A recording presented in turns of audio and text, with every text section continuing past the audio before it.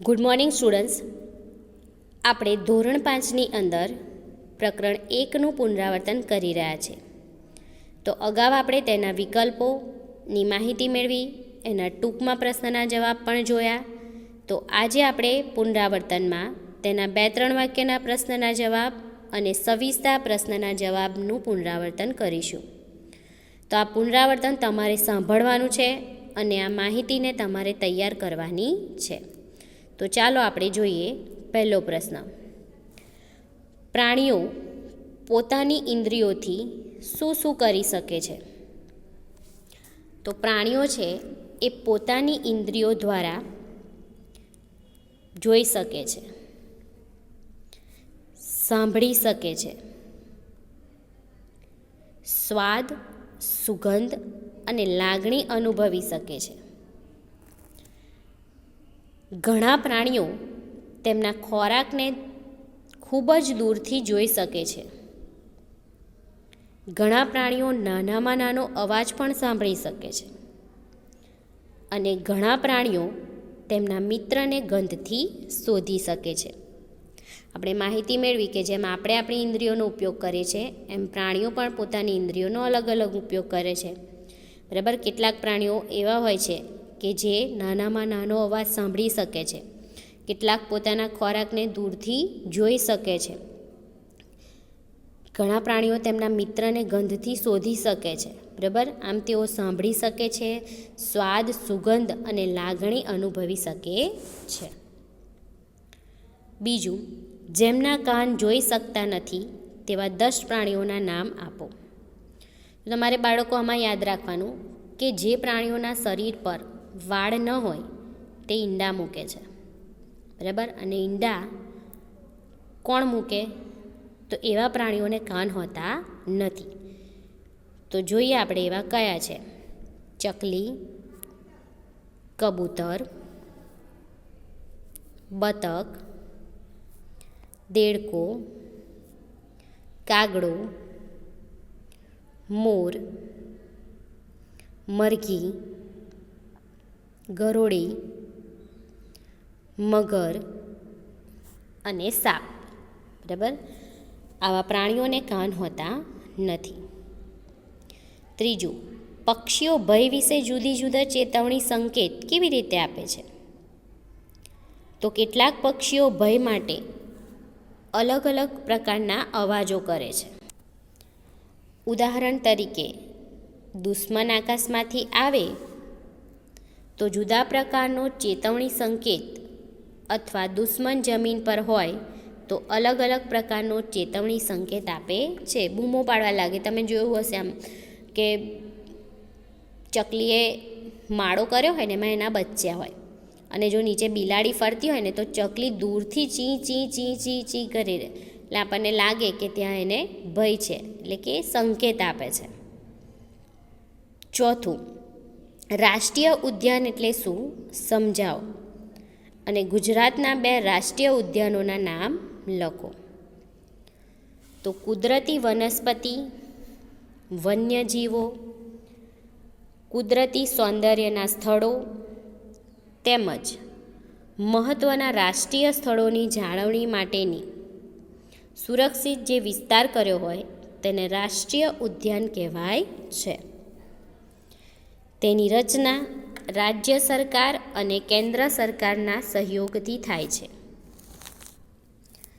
તેમાં પાલતુ પશુઓને ચરાવવા પર સંપૂર્ણ પ્રતિબંધ હોય છે, જેમ કે ગીર રાષ્ટ્રીય ઉદ્યાન, કાળિયાર રાષ્ટ્રીય ઉદ્યાન, દરિયાઈ જીવોનું રાષ્ટ્રીય ઉદ્યાન અને વાંસદા રાષ્ટ્રીય ઉદ્યાન એ ગુજરાતના જાણીતા રાષ્ટ્રીય ઉદ્યાનો કહેવાય છે. બરાબર. એટલે કે એ લોકોનું કુદરતી સૌંદર્ય છે એ જળવાઈ રહે, વનસ્પતિ છે, વન્યજીવોને એમને કોઈ પણ પ્રકારની હાનિ ન થાય એના માટે વિસ્તાર સુરક્ષિત કરવામાં આવે છે અને એને રાષ્ટ્રીય ઉદ્યાન કહેવામાં આવે છે. બરાબર. હવે એની રચના કોણ કરે છે? તો રાજ્ય સરકાર અને કેન્દ્ર સરકાર એ બંનેના સહયોગથી રાષ્ટ્રીય ઉદ્યાનની રચના કરવામાં આવે છે. અને એવા રાષ્ટ્રીય ઉદ્યાન કયા કયા છે? તો ગીર રાષ્ટ્રીય ઉદ્યાન, કાળિયાર રાષ્ટ્રીય ઉદ્યાન, દરિયાઈ જીવોનું રાષ્ટ્રીય ઉદ્યાન અને વાસંદા રાષ્ટ્રીય ઉદ્યાન. બરાબર. ચાલો હવે આગળ જોઈએ. વાઘની અદ્ભુત ઇન્દ્રિય વિશે ટૂંક નોંધ લખો. તો બાળકો, તમારે આ ઇન્દ્રિય વિશે લખવાનું છે, વાઘ વિશે ટૂંક નોંધ લખવાની નથી. કેટલાક બાળકો વાઘનો રંગ આવો હોય છે, વાઘને 2 આંખો હોય છે, એ લખશે તો આ પ્રશ્નનો જવાબ એમનો ખોટો પડશે. એની ઇન્દ્રિયો વિશે સમજાવવાનું છે અને ઇન્દ્રિયોમાં ખાસ પ્રકારની જે વિશેષતા રહેલી છે એ સમજાવવાની છે. તો તમારે આ જવાબ તૈયાર કરવો ખૂબ જ જરૂરી છે. તો જોઈએ આપણે કે વાઘની અદ્ભુત ઇન્દ્રિય શું હોય છે. તો વાઘ છે એ રાત્રે આપણા કરતાં 6 ગણું વધુ સારું જોઈ શકે.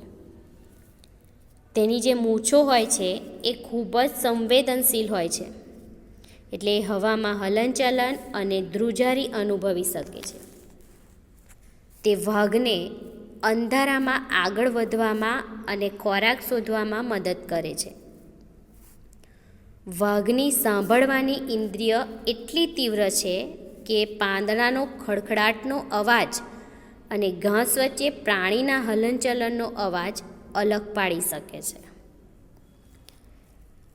વાઘના કાન અલગ અલગ દિશામાં ફરી શકે છે. તે તેને ચારે બાજુએથી અવાજ સાંભળવામાં મદદ કરે છે.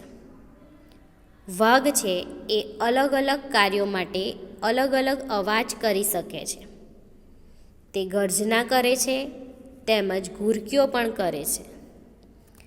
એક વાઘ પોતાના વિસ્તારમાં બીજા વાઘની હાજરી તે વાઘના પેશાબના ગંધથી પારખી શકે છે.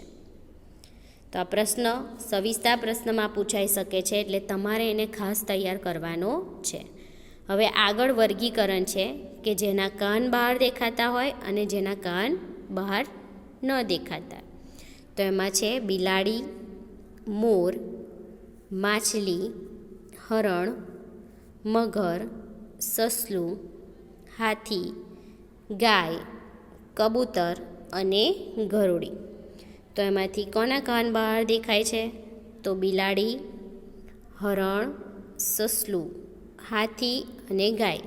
જે પ્રાણીઓ બચ્ચાને જન્મ આપે છે તેના કાન બહાર દેખાય છે, અને જે પ્રાણીઓ ઈંડા મૂકે છે, બરાબર, તે લોકોના કાન નથી દેખાતા.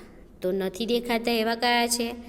મોર, માછલી, મગર, કબૂતર અને ગરુડી. બરાબર. એટલે પ્રાણીઓના કાન બહાર દેખાતા નથી. આગળનો એક પ્રશ્ન છે કે ભારતમાં રાષ્ટ્રીય ઉદ્યાનો તથા અભયારણ્યો બીજે ક્યાં આવેલા છે? તો આપણે જોયું કે પ્રાણીઓની રક્ષા માટે સરકારે કેટલાક જંગલોને સુરક્ષિત વિસ્તાર તરીકે જાહેર કર્યા છે. તેમાં ઉત્તરાખંડમાં જીમ કાર્બેટ નેશનલ પાર્ક,